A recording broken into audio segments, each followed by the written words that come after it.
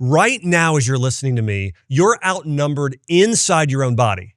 You're carrying 38 trillion bacteria. That's more than the number of stars in our galaxy. And in the next few minutes, I'm going to show you the actual science on how those microbes secretly control your mood, your immune system, and how long you actually live, and exactly what to eat to improve it. Because here's something that surprised even me. 90% of your serotonin isn't made in your brain. It's made in your gut microbiome. And stick with me, and I'm going to show you how to completely transform your gut microbiome today.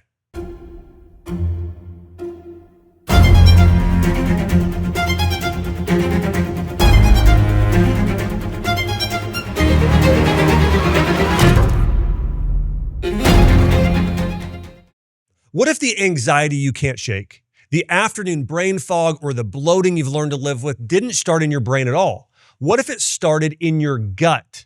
Today, I'm going to walk you through the science connecting your gut to your brain and your mood and your immune system, and I'll give you a simple 5-step reset to improve the health of your gut microbiome. And I'll dive into one study that completely changed the way that I think about medicine. I can tell you, after taking care of tens of thousands of patients in my local brick and mortar clinic and online, that the single most overlooked organ when it comes to our health is our gut microbiome. As I shared, your gut microbiome is home to 38 trillion bacteria that quietly run your digestion, your mood, your immune system, and even how long you live. And right now, as I mentioned, you are outnumbered inside your own body with 38 trillion bacteria. That's more than the stars in the galaxy, and they're not along for the ride. They're actually running the show. Listen, your gut microbiome and these bacteria in your gut, they're responsible for nutrient absorption. So think about this. Let me ask you a question. How many vitamins and supplements are you taking right now, and how well are you eating? Well, if your gut microbiome is not healthy, you might be absorbing less than 10% of the vitamins and supplements you're taking. You're only absorbing 10% of the vitamin C and iron and vitamin D because your gut microbiome is in balance. And so one of the greatest things you could ever do is fix your gut. I remember years ago, I had a patient come in, and I've had this happen many times, and she was taking something like 80 pills a day of supplements. She was dealing with major fatigue, brain fog. She was overweight. She was just holding a lot of water, and she was getting vitamin B12 shots every single week. And still, her B vitamin levels weren't normal on blood work. And so I said, hey, we're going to follow a completely different approach. We are going to go to the root of your issues and start focusing on your gut. Now, you've heard this quote before, but it's important. Hippocrates said over 2,000 years ago, all, not 90%, not 50%, all disease begins in the gut. And so what I started doing with this patient is I said, listen, we're going to put you on high-dose probiotics. We're going to start consuming polyphenols and follow a diet that's really going to change your gut microbiome. And after 3 months, she was able to get completely off all of her medications. She was able to get off her vitamin B12 shots, and her B levels were finally normal. You know, there's a study out of Stanford, and it found that if you start supplementing with certain types of probiotics and following a specific type of diet, it can double your rate of absorption of B vitamins and nutrients that get into your bloodstream and into your cells. But if your gut microbiome isn't healthy, it doesn't matter how many supplements you take or what you do, your body cannot heal properly.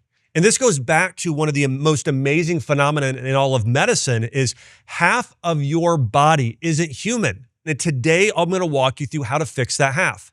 I'm going to bring you through a doctor's guide to the gut microbiome and the real science, the exact plan and protocol to completely transform your gut microbiome. Now, a few of the things I want to dive deep into today is how your gut microbiome controls your hormones. I mentioned earlier, 90% of your serotonin, that's your good mood hormone. If you want to be happy and joyful and even sleep well, you need serotonin. 90% is created in your gut. But you also know that around 20 to 30% of your thyroid hormone conversion happens in your gut microbiome. Part of your estrogen conversion of your body creating the right amount of estrogen and testosterone, some of that happens in your gut microbiome. Now, here's a problem. Listen to this. One of the biggest reasons why we have such an imbalance in our gut microbiome today is the overuse of antibiotics. This is going to shock some of you. There was a medical study that found that if you take an antibiotic drug for 4 days, They went and retested the gut microbiome 6 months later, and there were many species and strains of probiotics in your gut that still hadn't returned. So sometimes when you take antibiotics, you permanently kill certain types of bacteria and yeast that you need to be healthy, and many of them never return. The other stat we know is 70 to 80% of your immune system is found in your gut microbiome. So if you have a weak immune system, the first thing you have to fix is your gut. So here's what I'm going to dive into today and what you don't want to miss. Number one, what your gut microbiome actually is and how it functions and why it's so important. Number two, fiber. And not just any fiber. You might think, oh, maybe I should take psyllium husk, or maybe I need to eat more apples or oatmeal. No, there are specific types of fiber that work better than others for helping grow and cultivate the health of your gut microbiome. And if you consume the wrong one, it'll actually cause health problems. Also, this is important. If you have histamine reactions, if you have loose stool, if you have constipation, you actually want to change the type of fiber you're consuming, and I'll get into that. Number three, the gut-brain axis, why your gut is your second brain, and the connection between your gut to your brain, to your skin, and to your immune system. Number four, when it goes wrong. I'm going to walk through the single biggest factors causing disruption in your gut microbiome, and some of them are absolutely going to surprise you. Common medications, common daily lifestyle practices. Number five, I'll go through how to experience a breakthrough. How do you create the optimal, healthy gut microbiome? And the last thing I'll touch on is the foods and steps to rebuild your gut microbiome fast. So here's what your gut microbiome is. It is the community of bacteria, fungi, and viruses living in your gut, mostly in your colon. Together, they act as a hidden organ. They act as an organ in your body, just like your liver or your gallbladder. They're responsible for digestion. They break down fiber you can't and make vitamins and minerals. Did you hear that? This is important.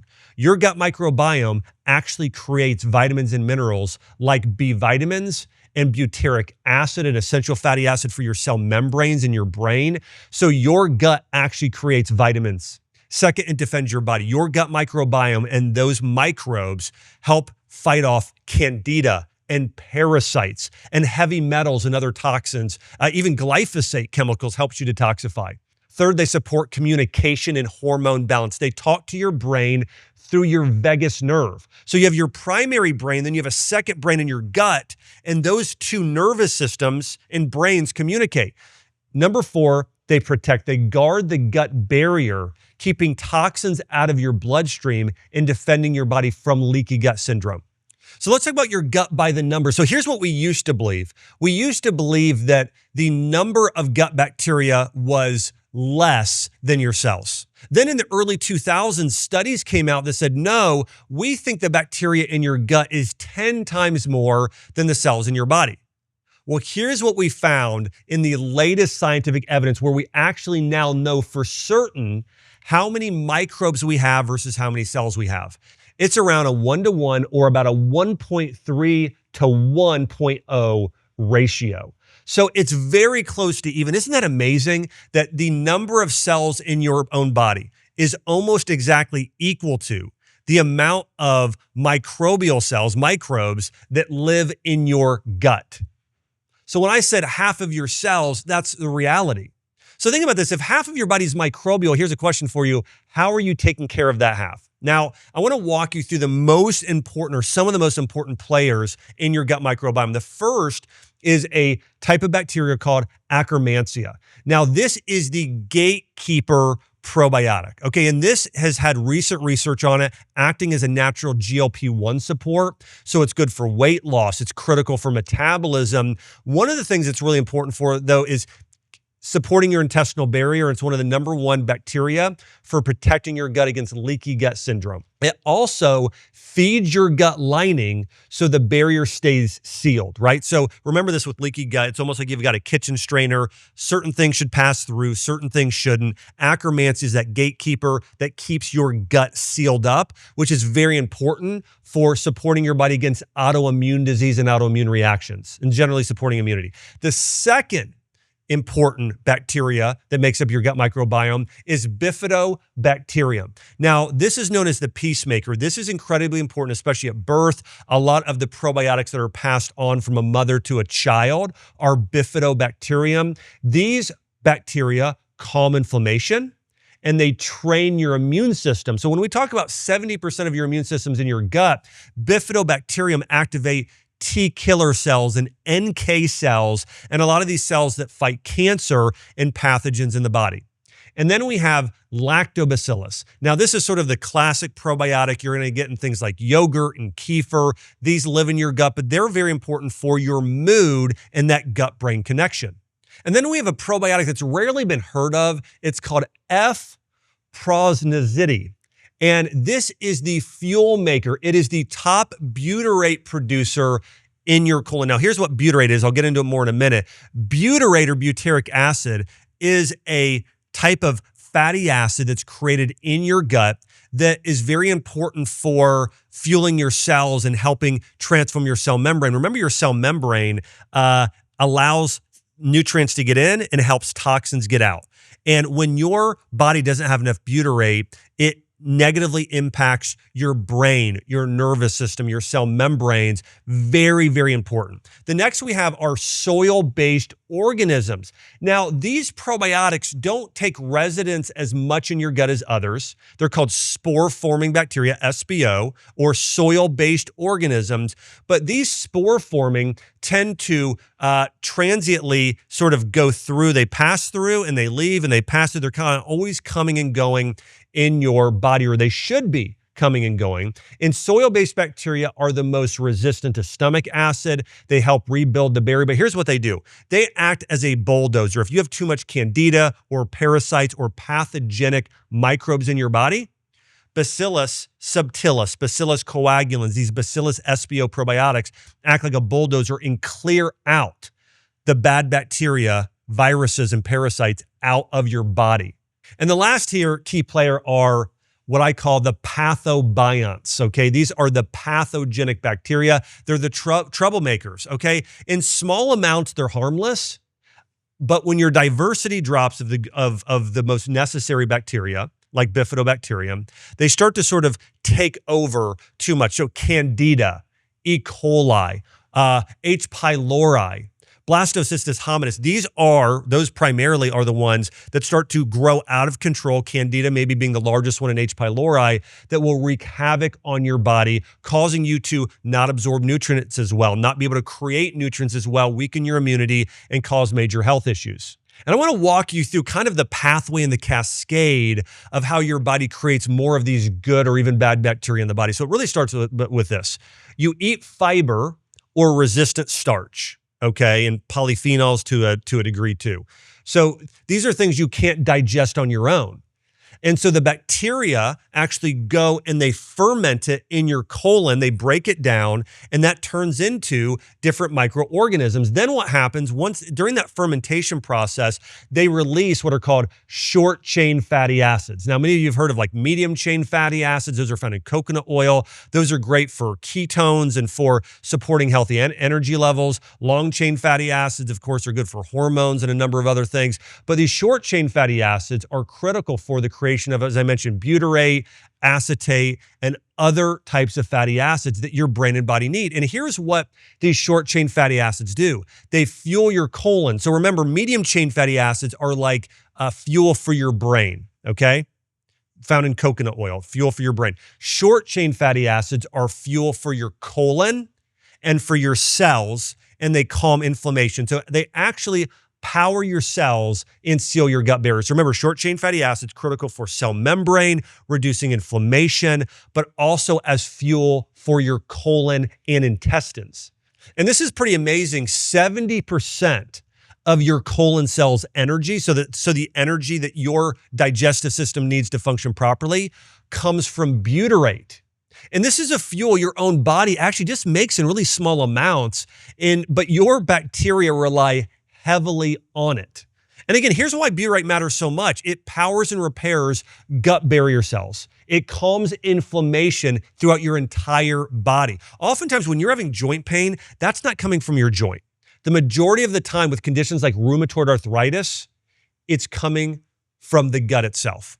The other thing butyrate does is it helps regulate blood sugar and appetite. So when you're craving food or you just feel, hey, smooth, healthy energy throughout the day, butyrate is responsible for that. Also, butyrate supports cellular function and even mitochondrial function.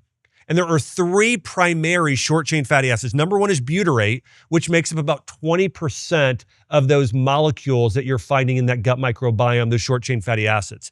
Then you have propionate, which goes to and actually impacts and communicates with the liver. Butyrate really stays more local and really is most important for that kind of gut microbiome. Propionate, as I mentioned, is important for liver and blood sugar function. And then there's one called acetate, and that actually is the largest amount of short-chain fatty acids that your gut creates. And this travels through the blood and helps regulate appetite, but even your cholesterol level. So it helps with balancing cholesterol. And here's an important thing to note, and this is why fiber intake is so important. If you don't eat fiber, your body does not produce most of these short-chain fatty acids. This is another reason why I don't love the carnivore diet long-term. I like it short-term for people that have major illnesses, major inflammatory responses, issues related to mold toxicity, histamine, where you kind of get down and do predominantly meat for a period of time. But long-term, if you're not getting plants in there and fiber, your body's going to have a very hard time producing short-chain fatty acids. And over time, I think this can cause health issues related to gut health and the immune system and even brain health. And as I mentioned earlier, one of the amazing things that some of these gut microbes do, and these short-chain fatty acids are part of it, is there's this communication happening between your gut and your brain. I have a colleague that's a friend of mine, Dr. David Perlmutter, and he wrote a book called Grain Brain. And I think this year I had William Davis on, who wrote a book called Wheat Belly. Both of these medical doctors have written about in their books this connection between the gut in the brain. And I've done a lot of research on this myself. And the way this works is we have these trillions of bacteria in our colon, okay? Those produce metabolites like short-chain fatty acids and GABA, neurotransmitters, and serotonin. Those then communicate with our brain and our nervous system like the vagus nerve. So this is also why when your gut is healthy, you have a greater chance of being able to have more balanced hormones, even lowering cortisol levels, having more of that calm, serenity, lower stress levels when you're creating more of these short-chain fatty acids. Then your vagus nerve, of course, communicates and connects to your brain, and that's going to impact your mood, your stress, your ability to focus, even your appetite. So your gut has a really deep connection to your nervous system and your hormones. And to give you a specific example of this, of how your gut bacteria are so connected to your brain, there was a study done in mice where they went and they cut part of that connection to the vagus nerve. And there was a specific probiotic called Lactobacillus rhamnosus, and it measurably reduced anxiety and changed the brain's calming receptors. Okay, so they saw it had that effect on the body. Isn't that amazing? So think about this. A lot of times when we think about depression or anxiety, the first supplements we run to might be vitamin D, omega-3 fatty acids. Some people turn to a medication. We think of St. John's wort, SAM-E, saffron, and those are amazing supplements. However, studies are showing that changing your gut microbiome and using probiotics can also have a profoundly positive effect on your brain and nerve system. But here's what they found in this study. If we would cut the vagus nerve, those probiotics no longer had the same effect on the brain. So really, there is a very specific pathway where the bacteria impacts the nerve, the vagus nerve, which then impacts the brain. And the vagus nerve is sort of this connection between your second brain in your gut and your primary brain. And when that line, that vagus nerve is cut that connects the two, the bacteria no longer have the same positive effect on your brain. In fact, in this study done, when the vagus nerve was cut, the impact dropped to zero. Now, a few more important things to know about your gut microbiome, and this is critically important. Number one, your gut is one of a kind. Your microbial mix is nearly as individual as your fingerprints. Even close family share only a fraction of the same species. And this is why I believe so strongly in personalized medicine as well. Every patient I care for, I lay out a very specific individualized plan. In fact, I can say this with confidence. I have not had a patient I've taken care of probably in the last 5 years that has had the exact same nutrition plan. Every supplement recommendation, now there might be some similarities. I'll give you an example. If I have somebody come in with hypothyroidism, oftentimes I am recommending ashwagandha and selenium and certain other nutrients. However, with the advanced blood work I do, I can see and map out exactly what's going on with them. I also do tongue mapping. I get all of this history, and every person gets it dialed in specifically to them. And the reason I do that is that's how you get the best results, because all of you, every one of you, has a unique gut microbiome. You have unique epigenetic needs, and you need something customized specifically for you. So my point there is your gut is one of a kind. Number two, your gut keeps a daily clock. Your microbes rise and fall on a daily and nightly rhythm. And this is why sleep is so important, because your body balances out some of these microbes while you sleep.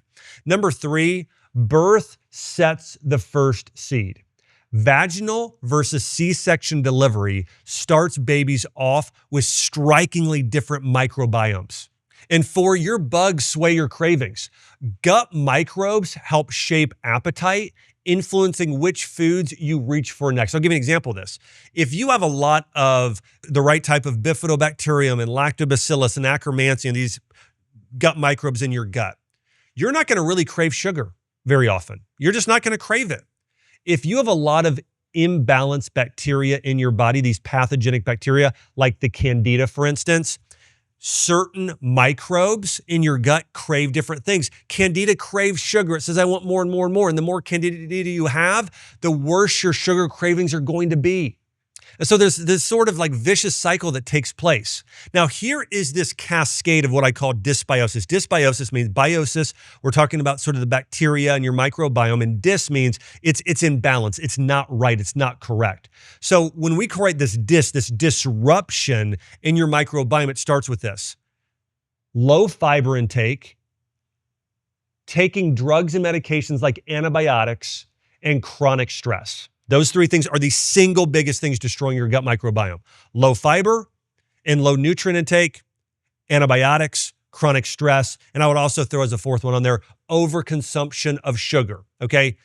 With that, you have loss of microbial diversity. Well, when you have less microbial diversity, now your gut produces less short-chain fatty acids like butyrate. Now your gut barrier weakens, causing leaky gut. Leaky gut then allows endotoxins and undigested food particles and toxins into your bloodstream. That creates chronic low-grade inflammation. That inflammation that happens over and over and over again leads to increased insulin, obesity, depression, irritable bowel disease, and over time, autoimmune disease. This is the exact cascade that happens in almost every person with autoimmune disease, IBD, depression, and obesity. So this is a predictable chain reaction. Another thing that I'll do in my clinic is I will do what's called a GI map, where we do a stool sample for 3 days, send that into a lab, we get the results back, and I can see exactly what microbes are in your gut. Okay, I can see the good bacteria, I can see the bad bacteria, I can see the yeast, the fungi, the candida, the parasites, certain viruses. I see all of those mapped out there. And then I know the exact right herbs to take. So for instance, if it's a parasite, we want to do wormwood and black walnut. If it's an issue such as candida, right, we might be a little bit more oregano and berberine and focus more on caprylic acid and a very specific type of diet for that. Maybe you're deficient in certain types of bacteria, so then I'll want to hone in on a very specific type of probiotic. The problem is a lot of people today, you're guessing because you've never had the right type of blood work or GI map, and so you don't even know where to start. Now, I'm going to walk you through, for most of you, what's going to make the biggest difference and what will help everyone. Still, oftentimes there is value in getting a GI map done. So let me give you a comparison of a healthy gut versus a dysbiotic gut microbiome. A healthy gut has high microbial diversity, right? So it has a larger amount. I remember doing this years ago. I wrote a book called Eat Dirt, and I studied all of these different cultures. And we found the cultures with the greatest diversity had the best dental health, the best heart health, the best metabolisms. So you want large microbial diversity, and I'll talk about how to create that in a minute. You want a thick, protected mucosal layer of your gut. You want abundant short-chain fatty acids like butyrate. A healthy gut is also, it's calm, it has low inflammation. It also has a tight and sealed gut barrier. A dysbiotic gut, low diversity, few dominant bugs, thin eroded mucosal layer, increasing your risk of leaky gut, very low short-chain fatty acid production. Those are some of the problems we're going to see. And when that happens, when you have poor gut microbial diversity, it is connected, according to clinical studies. Number one, IBS and IBD. It could be Crohn's, colitis, IBS, but also just generally digestive issues like gas and bloating. Food sensitivities are all connected there. So these digestive issues. We also see metabolic issues with microbial diversity, obesity, type 2 diabetes, non-alcoholic fatty liver disease. We see brain and mood issues, depression, anxiety are high on the list, even dementia. We see weakened immunity. We see rheumatoid arthritis, MS, allergies, and asthma. We see skin issues, eczema, acne, rosacea, psoriasis. And then we see cardiovascular issues, heart disease, and even colorectal cancer when you don't have enough microbial diversity. And so the next question is, well, what is killing your good bacteria? Well, let me walk you through the 6 biggest diversity killers of your gut microbiome. Number 1 is ultra-processed food, right? Ultra-processed food is low in fiber, it's low in polyphenols, and it has inflammatory compounds like sugar and certain types of inflammatory oils that are going to eat away at your gut lining and damage your bacteria. So ultra-processed foods, the number 1 killer today of good microbes in your gut. Number 2, broad spectrum antibiotics. Carpet bombing your ecosystem of your gut is a terrible idea. The number 1 most overprescribed medication today, at least in kids, is likely antibiotic drugs. Often today, these kids have viruses. They're prescribed antibiotics, which never kill a virus. You wipe out all the good bacteria for these kids, and now your kids are more susceptible to immune issues and allergy issues and weakened immune responses and a number of health problems. Even cancer and autoimmune disease are increased in the future. Number 3 are certain medications. Did you know that contraceptive drugs, that's right, birth control, acts as an antibiotic as well in the body, so greatly harms the gut microbiome? PPI drugs, NSAIDs, and metformin all reshape the microbial community. All of those damage the gut microbiome. Number 4, glyphosate and pesticides.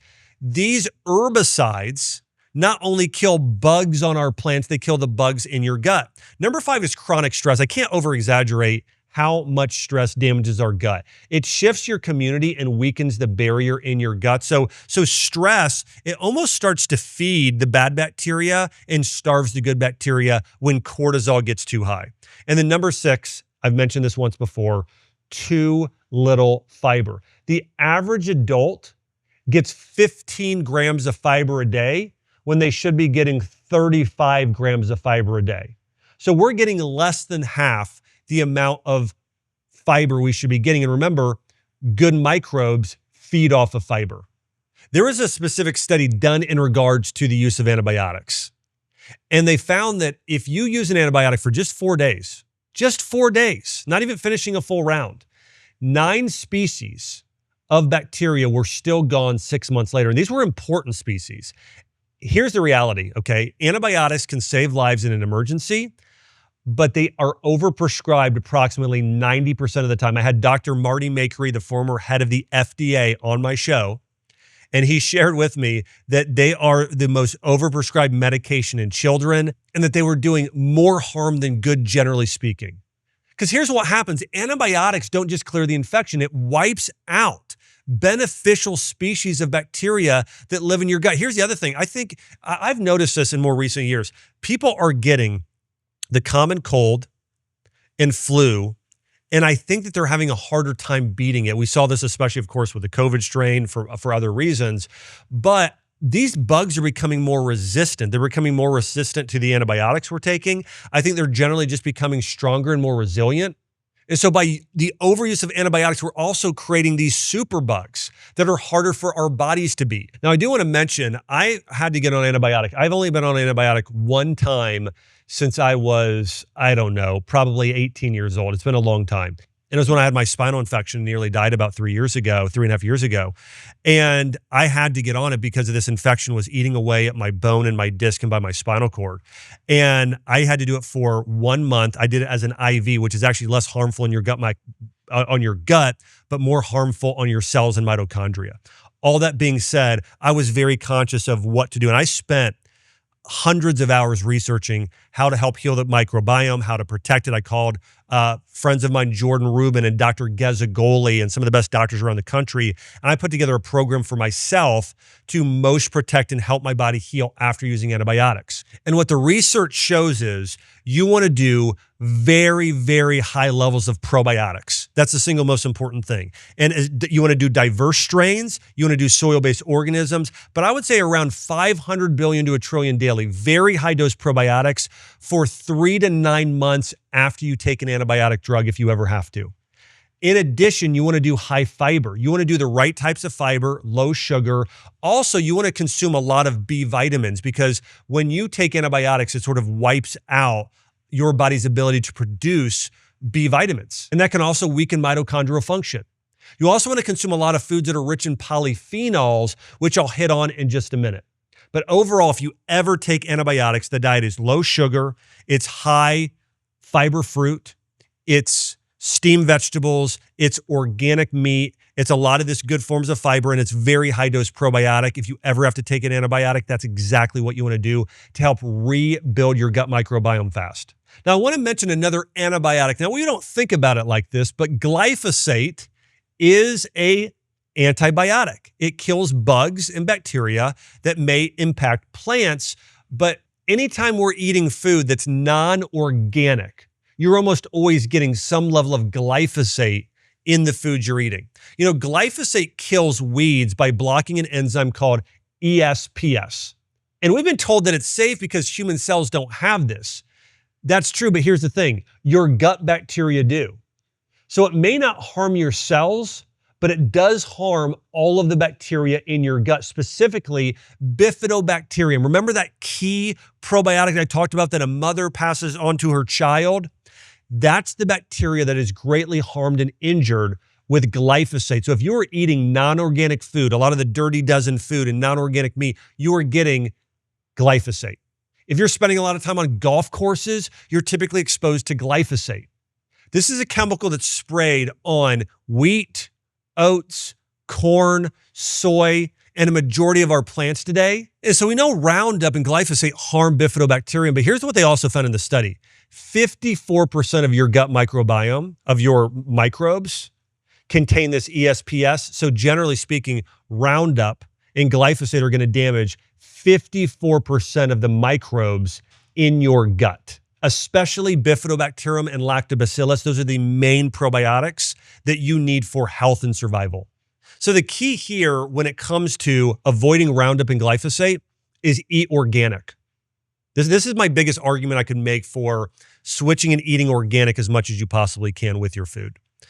Now, I mentioned that in order to heal my own gut when I was diagnosed with a life-threatening infection and got an antibiotic, the biggest thing I did was took probiotics and I consumed more fiber. There's another type of advanced therapy I did, though, that is really, really cutting edge. And it may sound a little bit strange, but here's what it is. Doctors are curing infections and healing gut microbiomes with stool. There's a type of therapy, it's called FMT, Fecal Microbiota Transplant. Okay, this is moving a healthy person's gut bacteria into a sick one, okay? This is now standard of care for recurrent Clostridium difficile infections. This is an infection that antibiotics often can't beat. So here's a study. So here's what they do. They take the healthy microbes in the form of stool from one individual and do it to another. Now, you could do this as a suppository, or now they have these time-release capsules where you can actually do this as capsules. And so here's how it works. You take a healthy donor and they're screening the stool. They're looking for everything, right? They're doing essentially a GI map, an in-depth GI map to say, is this person's stool healthy? And they test a lot of people and only find a few. Well, they find that. And then they transfer it via, as I mentioned, capsule or procedure into the colon. And then there is basically what happens is an ecosystem reset. This donor microbes recolonize and outcompete bad bacteria like C. difficile and Candida and these other types of microbes. And then over time, the patient recovers. This is where antibiotics fail. Listen to this study. 81% of patients that went through FMT therapy, 81% cured with bacteria. With the drug, only 31%. So using someone else's gut microbiome, their stool, to reset yours 81% effective, 31% effective with the drug. By the way, the 31% effective, that's in the short term. We're not even talking about the antibiotic used in that study is called vancomycin. This is a very powerful drug that long-term is going to cause other immune issues. So, you would have a choice, 81% effective by using FMT therapy versus 31% effective short-term with major medical issues down the road. By the way, in the study, this was published in the New England Journal of Medicine. They actually stopped the trial early because they felt like it was no longer ethical to keep patients on the worst treatment, and they decided to transfer them all over to this new treatment instead. That's how much more effective FMT therapy is. And by the way, this was something that I did when I had to get on antibiotics for a month to totally heal and restore my body. And so if you're a person and you have a radically unhealthy gut microbiome, and you've ever had an issue like C. difficile or major inflammation of your colon or other health issues, just major imbalance.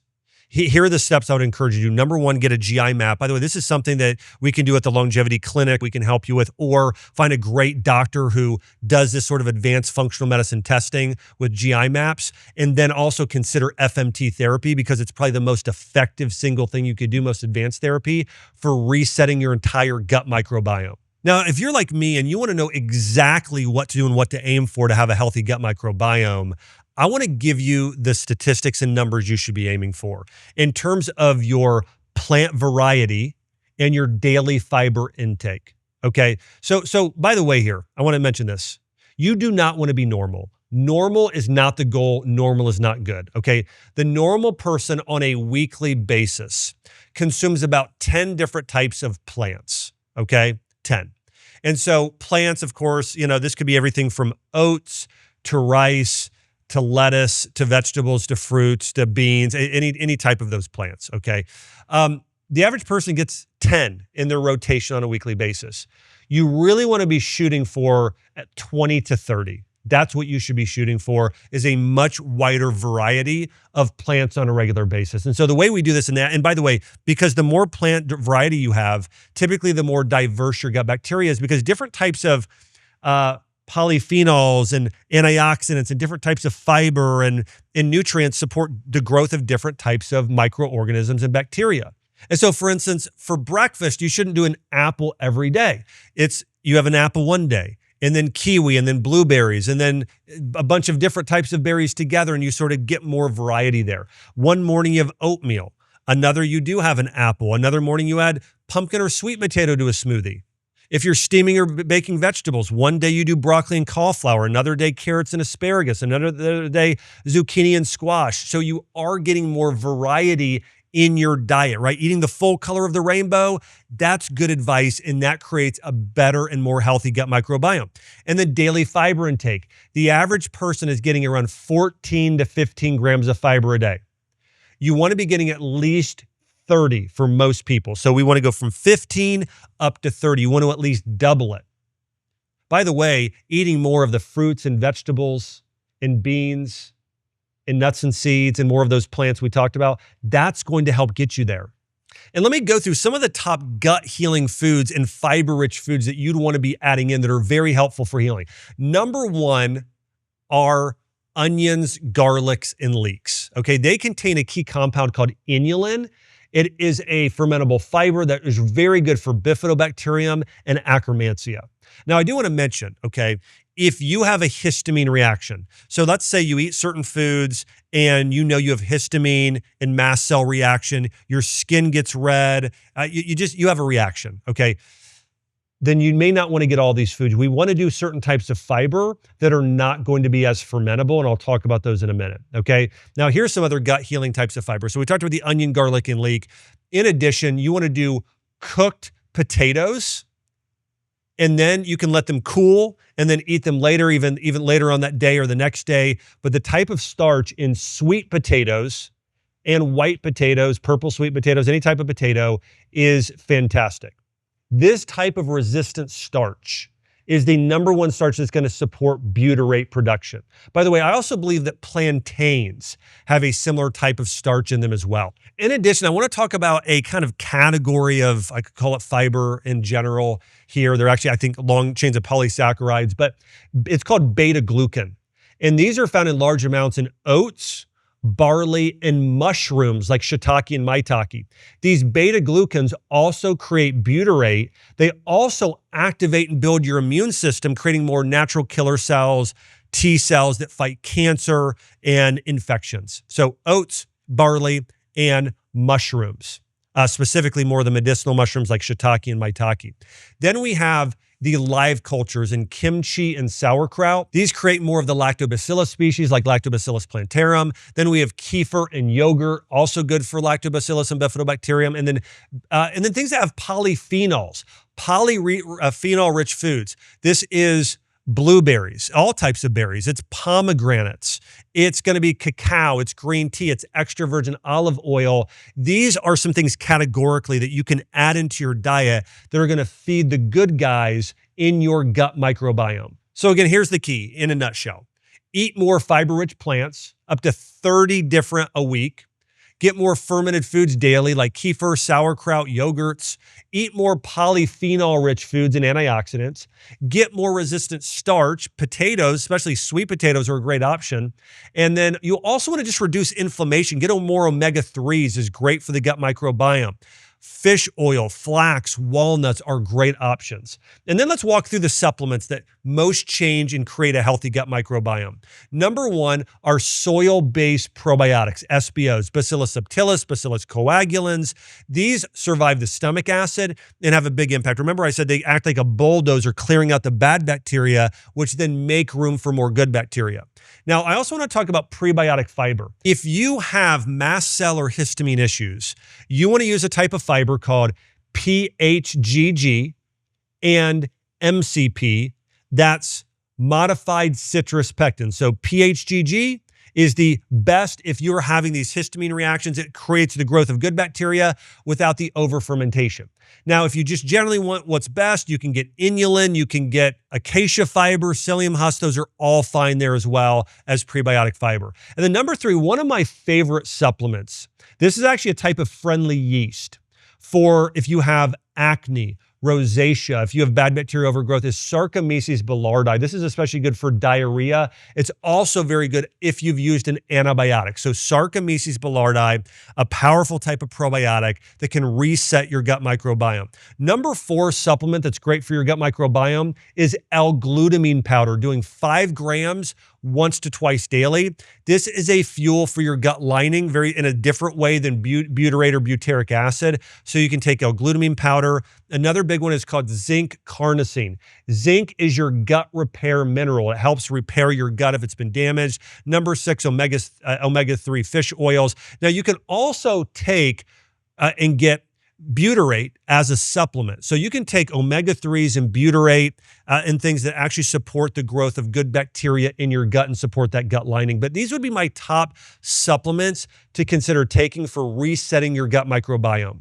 So in a nutshell, here's what you want to do. Get more plants to support diversity, eat more fermented foods, feed those bacteria in your gut with more types of fiber, right? You want to protect them with polyphenols and getting better sleep and managing stress. And then you just want to reinforce the bacteria you already have by adding more in, by taking a quality probiotic supplement. Those are the things that are going to move the needle the most at transforming your gut microbiome. And one question I get is, how fast can I see my gut microbiome change? Well, the answer is really in about 2 to 4 days. I mean, your diet starts to shift your microbes very, very quickly. In 2 to 4 weeks, according to clinical studies, your short-chain fatty acids can start to climb, your digestion improve, energy and regularity improve. And then in 3 to 6 months, you can literally have a completely new gut microbiome. But the thing I would say is you just want to create a consistent plan of the right diet, the right lifestyle, the right supplementation in order to retrain and change your gut microbiome. Now, I've probably answered a lot of the questions you have. However, I do want to answer some of the most common questions I get more of in a rapid fire way when it comes to questions about the gut microbiome. Here's the first question. Do I really need a probiotic? Here's what I would say, food first. Fiber, fermented foods, polyphenols, those should be first. But a targeted probiotic, especially if you've used an antibiotic or you know your gut microbiome is not where it should be, absolutely will help move the needle. So think about the fermented foods and the fiber and the polyphenols as the foundation. But then yes, in addition, for most people, I think a probiotic is necessary. I take one nearly every single day. Another common question is, what's better, fiber or fermented foods? That's tough. I actually think that fiber is more important, but I do think for a lot of people, fermented foods have loads of benefits. You know, there was a study out of Stanford in 2021, and they found fermented foods actually raised your diversity the most. So fiber increased the growth generally the most, but then fermented foods created more diversity. So fiber helps you go deep and build more, but fermented foods help you go wider. So really they act synergistically together. Another question, how long until it changes? As I mentioned, 2 to 4 days. Your change can happen pretty quickly in your gut microbiome. Here's another one. Are artificial sweeteners bad for your gut? I mean, some are. You know, some studies show that saccharin and sucralose appear to change your gut microbiome, so they don't get a free pass. I would say you're better off doing honey. By the way, honey and Manuka honey specifically is probably the best form of carbohydrate for balancing out your gut microbiome. So if you're gonna use a sweetener, honey should be your number one sweetener. After that, monk fruit, stevia, allulose, I think are the next best options. Another question here is leaky gut real? Yeah, there are now thousands of studies, thousands, on intestinal permeability and its connection to everything from autoimmune disease to mood disorders, inflammatory bowel disease, headaches, a number of conditions. And so yes, leaky gut absolutely is real. If you look up and go to PubMed and look up intestinal permeability, you will see thousands of studies there. Here's another question. This is a really good one. Why do I get histamine reactions? Here's why. It is connected to your gut dysbiosis, okay? And here's what typically happens. You have a bacteria like H. pylori, and bacteria should really be living in your colon. If they go from your colon and up into your large intestine, but they get all the way up into your small intestine, like a condition called SIBO, that's small intestinal bacterial overgrowth, that they shouldn't be up there. It's not the right environment. This can start to create more of what we call, it can lower something called DAO. It's an enzyme that sort of clears out some of the histamine creation, and that can create those histamine reactions. Here's what I found clinically. Lowering stress, the single biggest needle mover for reducing histamine, okay? So that's just not overworking, just going on more walks around your meals. Licorice root extract, like chewables, tend to be good for that. Ginger, just moving your body. So walking, reducing stress, ginger and licorice are some of the biggest things that will start to help to reset your body. And then if you are and then staying away from fermented foods, vinegar, really acidic foods, all of those things are gonna help. And if you have histamine reactions, you actually don't want to take traditional probiotics or fiber. You want to take soil-based organisms, and you also want to take sun fiber or PHGG, as I mentioned earlier, as your main source of fiber. Another question, does stress really change my gut? Yeah, absolutely. Chronic stress actually shifts your entire community. It weakens your gut barrier. Of all the things I've mentioned, outside of antibiotic drugs, which are probably the most damaging, stress is probably the most damaging to your gut microbiome. Here's another question. Do I need a microbiome test? Here's what I would say. Start to make the changes that I shared with you. And if you still haven't seen the changes you want, then I would encourage you to see a practitioner at the Health Institute or the Longevity Clinic, or find a good functional med doc and get a GI map. So if you try what I just shared with you and you have a plan that's created for you and you follow the plan that I generally laid out for you and you still need some help, then yes, getting a GI map, seeing a practitioner can be a great idea if you need additional help. Now, here are 4 things to remember. You're half microbe. Half of the molecules in your body, those are microbes, okay? The ecosystem is part of who you are. They're a critical organ. Number 2, the gut talks to your other organs, especially your brain, okay? This is why you want to optimize your gut, because it impacts every cell, organ, tissue of your body. Number 3, Breakdown is a chain reaction, right? Low fiber, low polyphenol intake, not enough movement, poor sleep, stress, taking antibiotics or glyphosate. Those create this downward reaction, eventually leading to inflammation, autoimmune disease, obesity, and chronic illness. Number 4, food is the fastest lever. More plants, more variety, more fiber will move the needle the fastest for the health of your gut microbiome. And hey, before you go, I have 3 quick favors to ask. 3 might seem like a lot, so maybe just do one of these, okay? Number 1, subscribe. Okay, hey, listen, stop guessing about your health. Every week on the show, I'm diving deep into how to heal using natural medicine. If you're not subscribed, you are missing out on some incredible upcoming interviews and guests. You're not subscribed, it won't show up in your feed. By the way, it's also the number 1 thing you can do to support the show. So thank you, all of you, for subscribing. Number 2, share. Think about somebody that could benefit from this. And number 3, here's my gift to you. I created a free gut reset guide that walks you through exactly how to heal your gut microbiome. You can go to the show notes and the link will be in there and download that. So if you want to learn everything I talked about today, but even deeper and have it on hand, this is a PDF I created that goes through all of this and so much more in detail in terms of a protocol. You can find that in the show notes. And here's my gift to you for all of you that are watching on YouTube. Is I created a free gut reset guide. If you want to know exactly how to heal and transform your gut microbiome, and even more detail than I shared on the show today, comment gut reset, and I will send you my free gut reset guide.